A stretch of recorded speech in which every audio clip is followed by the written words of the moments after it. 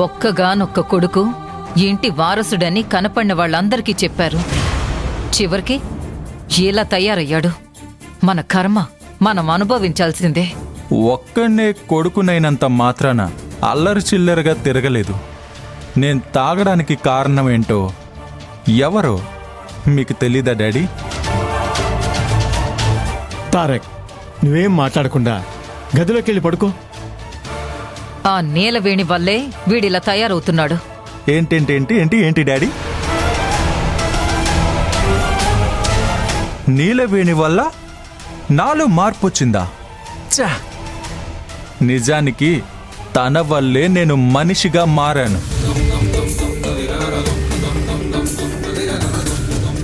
అంతేకాని తన వల్ల తాగుబోతు కాలేదు.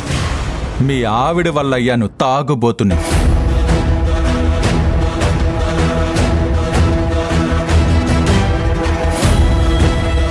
నిన్ను ముష్టెత్తుకునేలా చేసింది అది కాదా?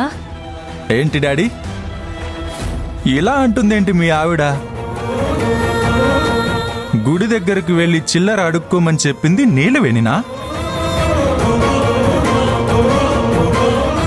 100 కోట్ల ఆస్తి ఉన్న ఈ తారక్కి భార్య నీలవేణి అలా ఎందుకు చెప్తుంది?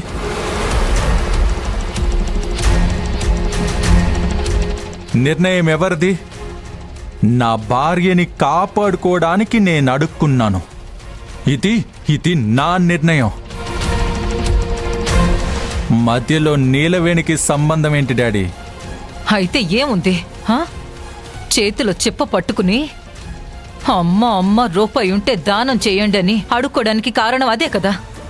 నన్ను కన్న వాళ్ళకి నా బాధ్యత లేనప్పుడు నా బాధ్యత నేనే తీసుకుంటాను డాడీ. అది మీకు అనవసరం.